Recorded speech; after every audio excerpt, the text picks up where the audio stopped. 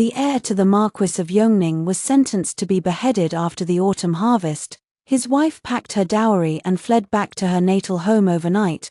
The Marchioness bought me for 1,000 taels of silver. Every night, I was sent to the Imperial prison, ordered to bear the heir a child. A month later, my pulse revealed I was with child. 2 months later, the heir was acquitted of all crimes. His first act was to fetch his wife back home. Well, this was awkward. Should I run away with my unborn child, or should I run away with my unborn child? 1. My grandmother gave birth to 10 children, all strong and healthy. Tragically, in the late emperor's years of endless wars, all my uncles were conscripted one after another, never to return. My mother bore 7 daughters, and then a pair of twin sons. My eldest sister married the butcher who on East Street 3 years ago, the Hu family, who had only one male heir for 3 generations. Welcomed 4 children in 3 years, 3 boys and 1 girl, 2 sets of twins. My second sister married last month, and good news came just yesterday. There were also my cousins, all female. As for me, I was now being clung to by the Marchioness of Yongning, refusing to let go, the noble and dignified Marchioness. Her face streaked with tears, her eyes bloodshot. My grandmother and mother wept uncontrollably with her. I did not understand. The heir to the Marquis of Yongning was to be beheaded. Why were the 2 of them crying so bitterly? We were ordinary folks, not even remotely connected to the Marquis of Yongning's mansion. After crying for a while, the Marchioness wiped her tears. A mammy by her side brought forward a small chest and opened it. Inside, silver ingots were stacked neatly, a full 1,000 taels in all. Do not ask how I knew. I spent every day tapping an abacus, calculating the family's livelihood, scheming tirelessly, all to feed this large family of widows and fatherless children. Not only could I tell the amount of silver laid out before me, but I could also glance at the servants by the Marchioness's side and know exactly how much money they carried and where they hid it. When my father was still alive, he could not hide a single copper coin of his private savings from me. If I had known he would leave us so soon, I would have let him keep some. Now, it was too late for regrets. The mammy set the chest on the table. I knew it was the silver for my indenture. 2. The Marquis of Yongning's mansion, like my eldest brother-in-law's family, struggled with having male heirs. For generations, only one male heir had been born each time. This generation, Xianxia, the heir to the Marquis, had just married his wife and completed the wedding rites when he was arrested, thrown into the Imperial prison without so much as a trial. At dawn, news came: Xianxia was sentenced to be beheaded after the autumn harvest. His wife did not even put her dowry into the mansion's storehouse. She directly gathered her people, loaded her dowry, and fled back to her natal home. One could forgive others for such an act, but for his wife, Dong Zhenju, it was truly ungrateful. This marriage had come about because Xianxia had once saved Dong Zhenju's life from an icy lake. Dong Zhenju had emerged unharmed, but Xianxia had fallen gravely ill, leaving him with a lingering ailment that made him unable to wield a sword or spear, or to set foot on a battlefield ever again. Back then, Dong Zhenju's father was merely a minor official in the Ministry of Revenue. If he had not married his daughter into the Marquis of Yongning's mansion, he would never have become the Minister of Revenue he was today. With the heir's wife gone, and it being early spring, 6 long months before the autumn harvest, the Marquis of Yongning traded his military merits and a promise to guard the northern border forever for the new emperor's leniency, an unspoken permission for Xianxia to leave an heir for the Yongning Marquis's mansion. The Marchioness had inquired in secret. Word on the street was that the women of the Jing family on Sweet Osmanthus Alley had been blessed with easy pregnancies for 3 generations.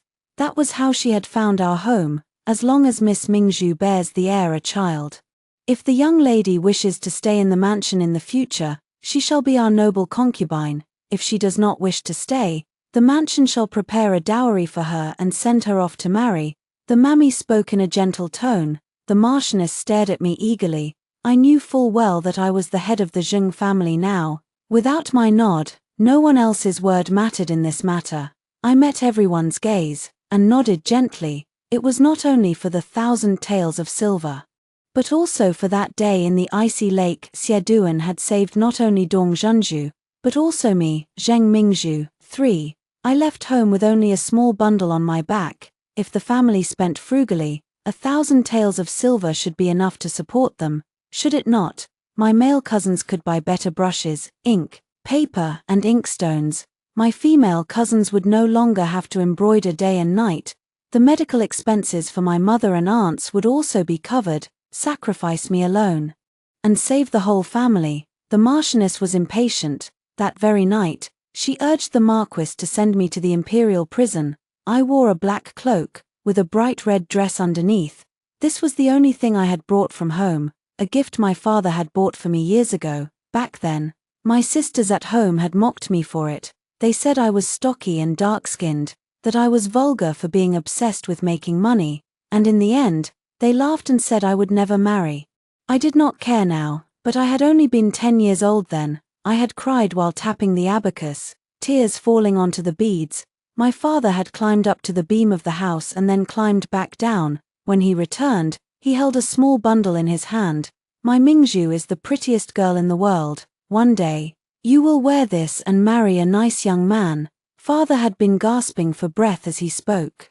I knew he had bought this dress with the money he had saved for his medicine, money I had earned from my secret little business. Yet he had not used it to buy his medicine. The dress was too big, trailing on the ground. Father stroked my head. I truly wish I could see that day. I knew father would never see that day. Grandmother and mother had already given up on him. They would rather spend the money on the next generation of boys. That year, conscription came again. Father went, after all. If he stayed, he would die of his illness anyway. It would be better to trade his life for 2 taels of silver as a settlement fee for the family. When father left, I was the only one who went to see him off, a bag of dry rations in my arms. I still remembered his smile in the faint morning light. He said, Mingzhu, leave if you can, you are not like the rest of them. For, I insisted on wearing this dress.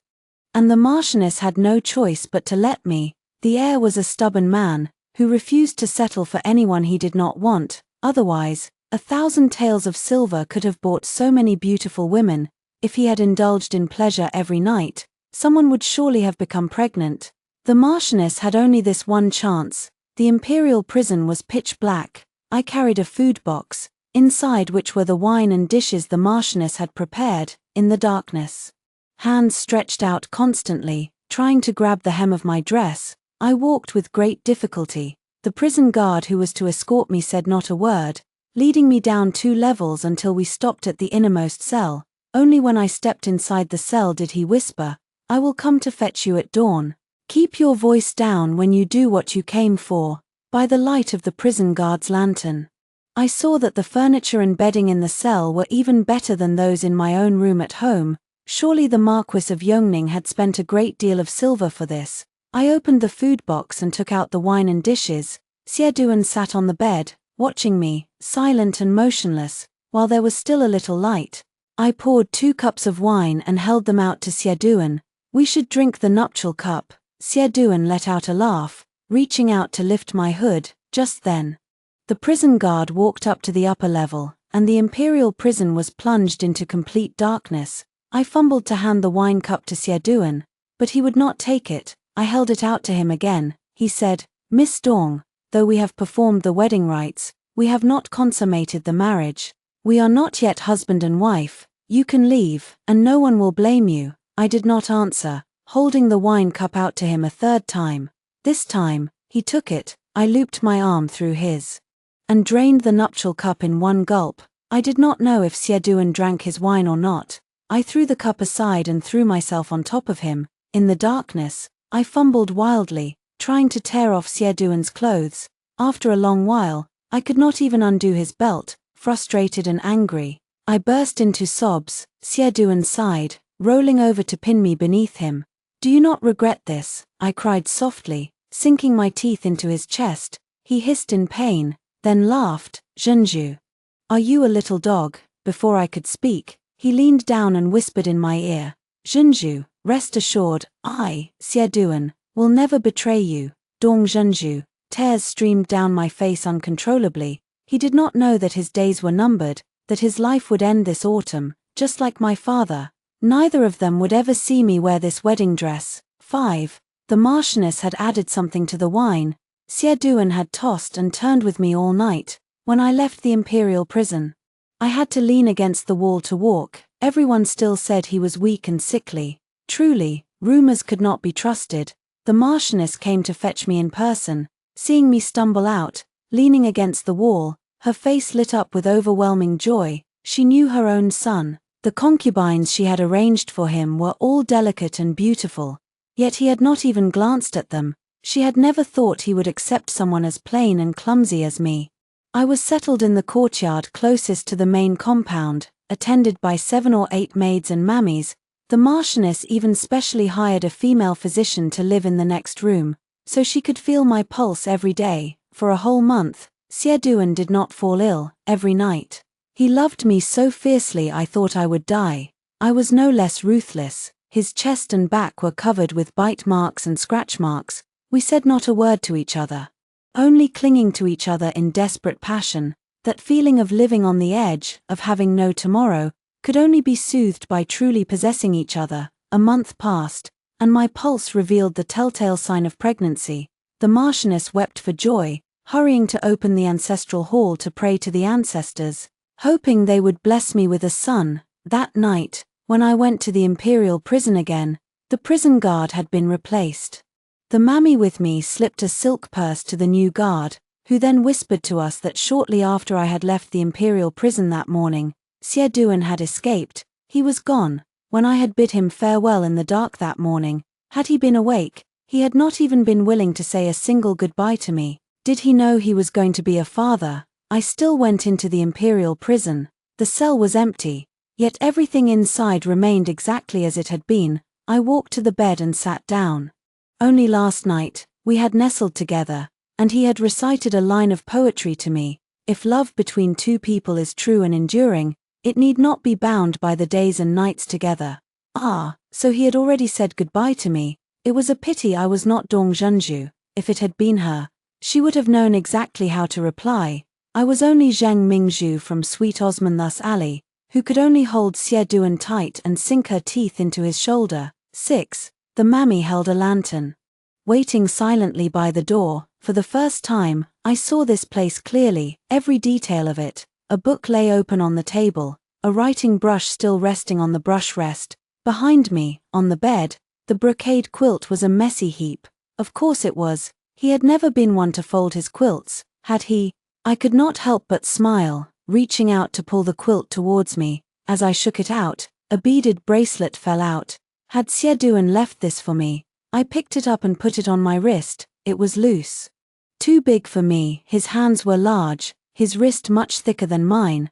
I would probably never see him again in this life. I would not hand this over to anyone. I folded the quilt neatly, then glanced back one last time. Father, look, in this life, I have worn a red wedding dress, drunk the nuptial cup, and married the fine man who pulled me out of the freezing lake with his own hands. The seed he left behind will take root and grow within me. I am no longer a rootless duckweed. From now on, someone will walk the road with me. I left the Imperial prison. This beautiful dream was time to wake up. I never returned to the Marquis of Yongning's mansion. The heir's escape had enraged the new emperor. The Imperial forest guard surrounded the mansion, allowing no one to enter or leave. The mammy wept in anxiety. She had been the Marchioness's wet nurse, bound to her by deep affection. Otherwise, the Marchioness would never have trusted me to her care. I took the mammy with me and rented a small courtyard to live in, comforting her gently. In my eyes, the new emperor's act of surrounding the mansion without harming anyone felt more like protection than punishment. Xie escape had been far too frivolous, unable to withstand close scrutiny.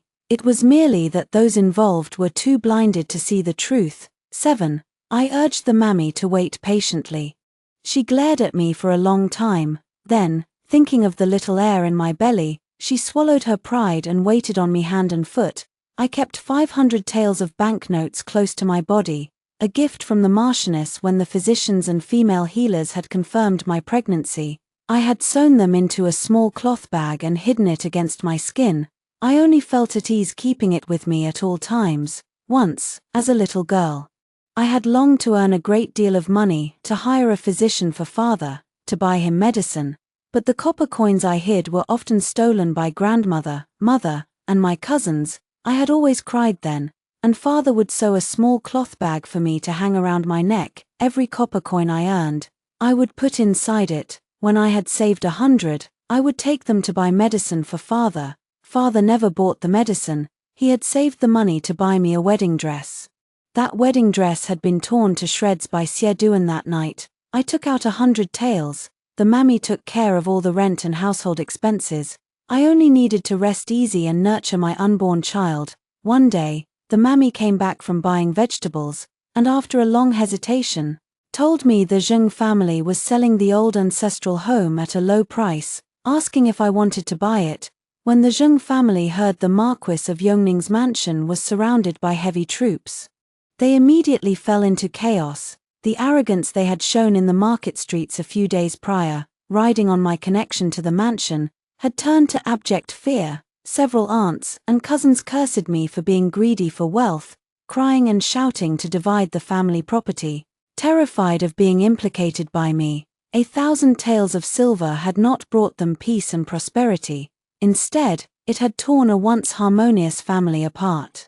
Zheng Mingzhu had hoped her family would live in harmony, together forever. I had tried my best. As the Zheng family scattered to the winds, a heavy stone seemed to lift from my heart, leaving me feeling light and free. I pressed 100 taels into the mammy's hand. It would be a fine thing for you to buy it for your old age. The mammy shot me a reproachful look, then took the money without ceremony. I too wanted to buy a small courtyard, not in the capital, but in the Jiangnan region. By the West Lake, the capital was fine, but it had no misty rain, no endless fields of lotus leaves. 8. The Marquis of Yongning's mansion remained surrounded like an iron barrel. The mammy went several times to inquire for news, but returned empty-handed each time. I comforted her, no news was truly good news. At last, the mammy calmed down. She chatted with me about the farce of the Zheng family's division, and even bought fine cotton cloth to soften and sew into small clothes and shoes for the baby. She tried to get me to join her. An hour later, the mammy looked at the countless pricks on my fingers, and promptly chased me away. But as she sewed, she would sigh from time to time. I knew she was worried, so was I. A month passed. One day, the mammy suddenly came running back, her vegetable basket lost along the way. She bolted the courtyard gate, the house door, and the windows, still not reassured. She dragged tables and cabinets to bar the doors, and sat on top of them to hold them in place. I could not help but laugh. What good would this do? If someone truly meant harm, a single fire would be enough. The mammy glared at me. Prince Yong has rebelled. His army has entered the city. They must have stormed the palace by now. So that was it. I smiled at the mammy. Your young master will be home soon. From now on, he would be promoted. His future bright and boundless. How wonderful. I began to pack my bundle. The mammy had sewn many small clothes, as well as tiger-headed hats and shoes. I put them all into the bundle. What if I gave birth to a little girl, tottering about in a tiger-headed hat? I stroked my belly and smiled. I hoped she would look like Xie. He had fair skin and a handsome face. I prayed she would not look like me. The mammy helped me pack. At my words, she hesitated for a rare moment. Miss Mingzhu, you are quite tall, at least, There really was no need for such a forced compliment. 9. The noise outside lasted all night, the clatter of horse hooves coming and going, the shouts of battle from the distance. Something heavy slammed against the courtyard gate at one point, but the silence returned soon after. The market streets did not fall completely silent until the second night. The air was thick with the stench of blood and burning. I could not stop retching. The mammy grew frantic, wanting to go fetch a physician. I held her back. Wait, just a little longer. Before dawn on the third day, I let the mammy go out. As soon as she left, I slung my bundle over my shoulder and followed her out the door. I had to see it with my own eyes to let go. It was the same Imperial forest guard, but this time they stood in a protective formation. I hid by the roadside and watched as the mammy entered the mansion smoothly. A servant led a horse to the gate, and Xie walked out. He had grown thin. Dressed in a black light armor, his face was as fair as jade, more handsome than ever. He leaped onto the horse and galloped past me, the Imperial forest guard following close behind. Only when his figure was no longer in sight did I go to the familiar real estate agency. I would sail to Jiangnan with one of their merchant ships. I still had 300 taels of banknotes in my small cloth bag. I had pawned the clothes and jewelry I had worn when I left the mansion for over 100 more taels. I knew how to do business. I would be able to support myself and the child, no matter what. Mr. Li, the agent, did not know I was pregnant. Seeing me with a bundle, he thought I had been cast out of the mansion, and could not help but shake his head and sigh. You have no luck, girl. If you had become pregnant, a life of great prosperity would have awaited you. This time, young Master Xie risked his life to capture Prince Yong and his faction. He will surely be granted the title of Marquis. I did not answer, only bowed my head to choose the earliest departing fleet. We agreed to set sail early in the morning 2 days later. I paid the deposit and stepped out the door. Madame Wang, a matchmaker, walked in, heard the news. Young Master Xie traded his great merit in quelling the rebellion for an imperial edict of marriage. He is going to remarry Miss Dong. Mr. Li coughed loudly. Only then did Madame Wang see me, and her face flushed with embarrassment. These agents had the sharpest ears for news. They all knew I had been bought to bear an heir for the mansion. How could they not? Everyone in the agency looked at me with sympathy. Mr. Li gritted his teeth. Forget it. I won't charge you a fee for this trip. When you get there, find a good man to marry. It's far away, anyway. He handed the deposit back to me. Consider it a wedding gift from me. 10. I slung my bundle over my shoulder and planned to find an inn to stay for 2 days. Suddenly, a hand grabbed me. It was the mammy, her eyes red-rimmed. Miss, what are you doing here? Come home with me. The mammy took my small bundle from me. Miss, don't lose heart. The young master has he gone to the Dong mansion to present the betrothal gifts? When is the wedding? In 10 days. The mammy did not dare look at me, afraid to see my grief. I was not actually sad. Xie Duan thought the woman who had clung to him through every night of passion was Dong Zhenju. He had sought an imperial edict for marriage to make amends, to give her a proper wedding. He had meant well. I only felt a little regret. That tiny, secret hope had finally been dashed. I had been too greedy. Mammy, you didn't see me. I was already gone when you went back. What else could I do? I could not have a child before the young mistress even entered the mansion, especially when the young mistress was not barren. I had only thought Xie Duan would surely die. All I had done had been for my own future, carried out in secret. If they could not find me, it would be for the best for everyone. The Marchioness says the mansion's bloodline. There is no mansion's bloodline. This child is mine and mine alone. I cut her off. A concubine or a secret lover was never an option for me. My child would live in the bright light of day, with dignity. The mammy hesitated for a long time, then pulled a banknote from her sleeve and pressed it into my hand. Take care, Miss Mingzhu. It was the 100 taels I had given her a few days prior to buy a courtyard. She whispered in my ear. It's only a little over a month. Hurry and find an honest man. It's still not too late. I could not help but laugh. This mammy, who was usually so proper, had a mischievous side to her after all.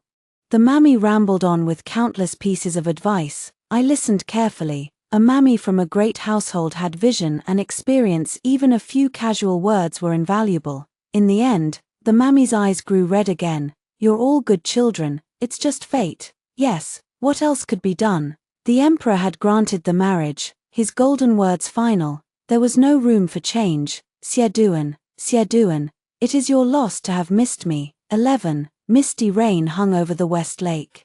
The sky a soft blue-gray, truly the scenery of Jiangnan. I bought a small courtyard by the lake, and set up a wonton stall at the gate.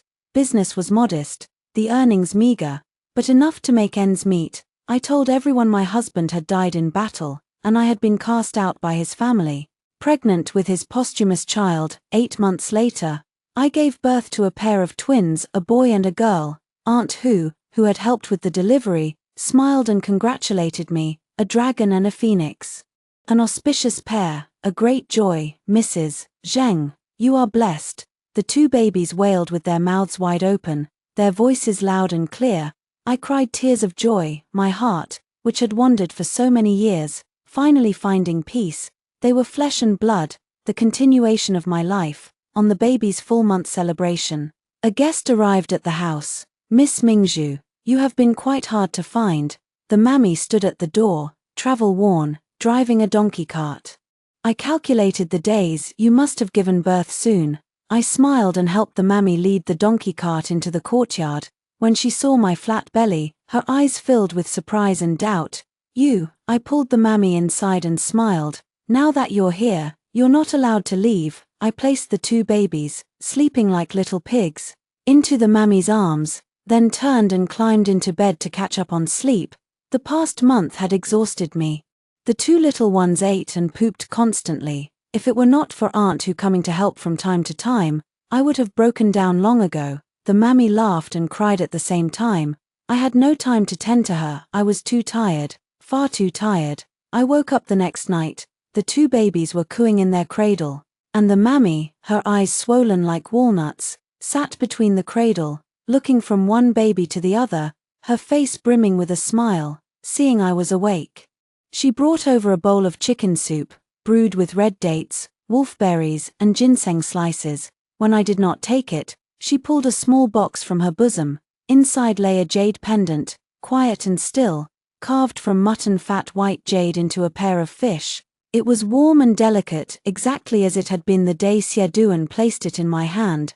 That year, father had just recovered from a severe illness. 30 taels of silver would have cured him completely. But grandmother and mother could not scrape together the sum. 8-year-old Zheng Mingzhu, upon hearing a maid from the Dong family shout, "Whoever saves our young lady shall be rewarded with 50 taels of silver," had jumped into the frozen lake without a second thought. The lake water was bitterly cold. Zheng Mingzhu had struggled to push Dong Zhenju ashore, only to sink into the lake herself. Everyone had swarmed around Dong Zhenju, only Xie, passing by, had dived in and pulled me out. Though young then, Xie knew a woman's chastity was inviolable. He had untied the jade pendant from his waist as a pledge, and vowed to stay by my side until old age. But by the time the flustered servants and maids had carried everyone to the medical hall, the jade pendant was gone without a trace. Later, when the Dong family discussed a marriage with the Marquis of Yongning's mansion, I had gone to claim the reward silver, only to be beaten and thrown out. The little girl had risked her life. Yet the 50 taels of silver had been nothing but an empty promise, and Xie had been sent to recuperate with relatives in Jiangnan. I never saw him again after that. 12. The lake water had been so cold. I still remembered how the hair of Xie and I had been frosted with ice when we crawled ashore. His face was blue with cold, yet he did not let go of my hand. I never thought the jade pendant would reappear before me 10 years later. The mammy wiped away my tears. "The young master told you to wait patiently. He will surely send 3 matchmakers with 6 betrothal gifts, and come to fetch you with a bridal sedan carried by 8 bearers." She said Xie had knelt in the ancestral hall for 3 days, and only then had the Marquis and Marchioness nodded, allowing him to go to the battlefield. He would earn military merit, and then beg for an imperial edict of marriage. Rest assured, the young mistress is no longer with us. The young master's sworn sister married a few days ago. The mammy looked at me mischievously. "The young master is still yours and yours alone." I bowed my head in embarrassment and sipped the soup. It was for the best. Dong Zhenju had been just a girl, most likely powerless to resist her fate. Besides, who would not wish to live a life of glory and dignity? Xie had an illustrious family background, unmatched knowledge, and such extraordinary looks. I set up my wonton stall again. The mammy looked after the 2 babies every day, keeping herself rushed off her feet, so she called in her relatives to help. I stared at the Marchioness, dressed in the plain clothes of a peasant woman, with a splitting headache. The Marquis was in the northern border, the young master was in the northern border, and now the Marchioness had run off to Jiangnan, who was left in the Marquis of Yongning's mansion. The Marchioness paid no heed to my ramblings. She and the mammy each held a baby, wandering around and having fun all day long, and gifts from the northern border arrived one after another, an unending stream. The Xie family had been military marquises for generations. Everyone whispered behind their backs that the Xies had shed too much blood. cursed by heaven for their sparse offspring. Now, the birth of a dragon and a phoenix had broken that malicious rumor. The Marquis was so overjoyed that he sent out all the treasures he had hoarded for years.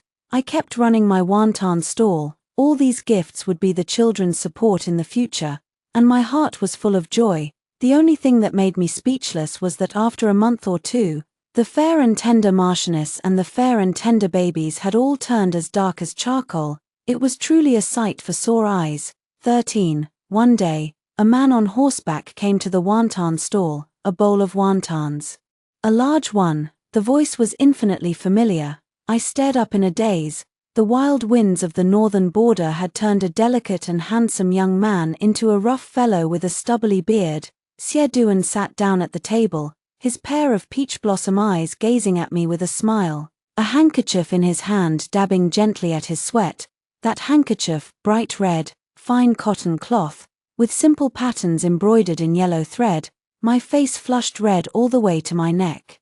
Xianxia chuckled. I had wanted to keep it to make you a red bridal veil. Unfortunately, it was torn to too many pieces. The rogue had not held back at all when he tore it. I cooked the wontons and set them before him. He reached out and pulled me close. Zheng Mingzhu, I have missed you terribly. He had not called me the wrong name, Mingzhu, not Shunzhu. My eyes suddenly grew warm with tears. Xianxia wiped the tears from my face with a tender hand. Mingzhu, I'm sorry you suffered. Had I suffered, I had earned every copper coin one by one as a child to save my father. I had not suffered. I had sold myself to the Marquis's mansion to repay a kindness. I had not suffered. I had struggled alone to give birth to a pair of children. I had not suffered. All of it had been my choice, my willing doing. But Xianxia's soft words and gentle tone broke me, and I suddenly could not hold back my tears. Oh my, I see nothing at all. The Marchioness's voice was as lively as a young girl's. Not a grandmother's. Even Xianxia, upon seeing his mother and his two children all as black as charcoal, froze for a moment. I felt a little flustered. Well, Nan is a little ugly, isn't she? My son had fair skin and handsome features, a spitting image of Xianxia, but my daughter, as I had feared, was even darker now. Sigh, who says that? Nonsense. My Nan is the prettiest girl in the world, not ugly at all. Xianxia stood up and picked up his daughter. Nan is the most beautiful. The 6-month-old girl suddenly smiled at him, revealing 4 tiny, snow-white milk teeth. She was chubby and tiger-like, even darker than before. It seemed I would have to earn a lot more money. Her dowry would need to be ample in the future. 14. Mingzhu, you've worked hard. Xianxia looked back at me again. What are their names? Brother is called Yuan, sister is called Man. I haven't given them their formal names yet. I looked at Xianxia. I've been waiting for you to name them. Xianxia was about to speak, but Man wriggled her little body. The Marchioness hurried to take her, carrying her aside to change her diaper. I pushed the bowl of wontons toward him.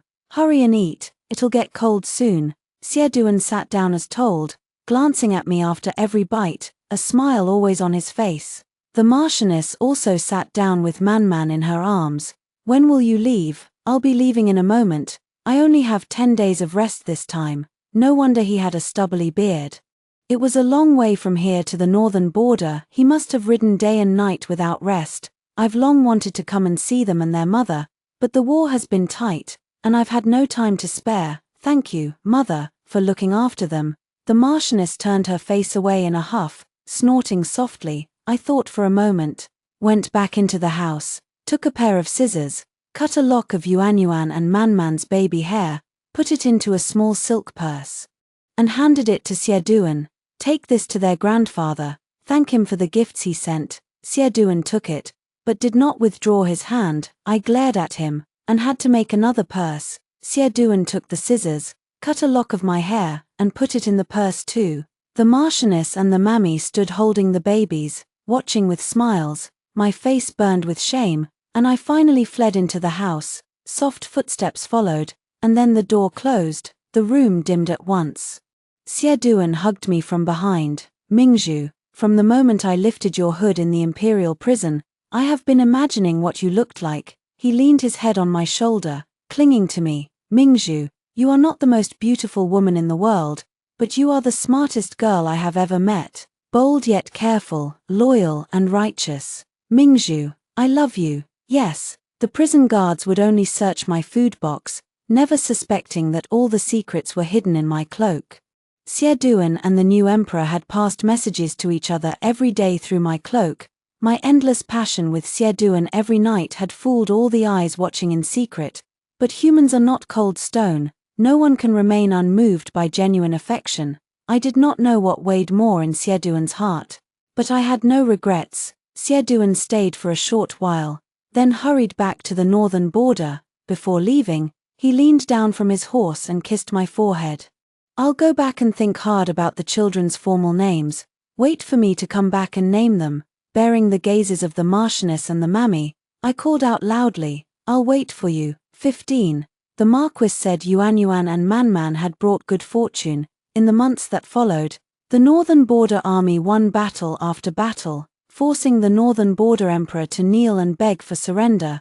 Xieduan was tasked with escorting the envoys and the surrender document to the capital, and sent someone to inform us. The Marchioness and the Mammy hurried to pack their luggage, filling several horse-drawn carriages with large and small bags. I had come here with only a small bundle on my back.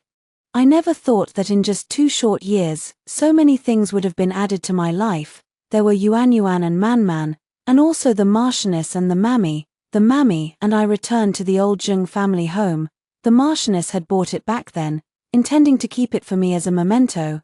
The Marchioness took Yuan and Man back to the Marquis of Yongning's mansion. She said Xieduan would beg for the Imperial edict of marriage when he returned to the capital this time, and told me to rest assured and wait to be married. She rushed back to decorate the bridal chamber, to prepare my dowry, and to arrange Xieduan's betrothal gifts. I hated to be separated from the babies, but the Mammy and I had to rush to make the wedding dress.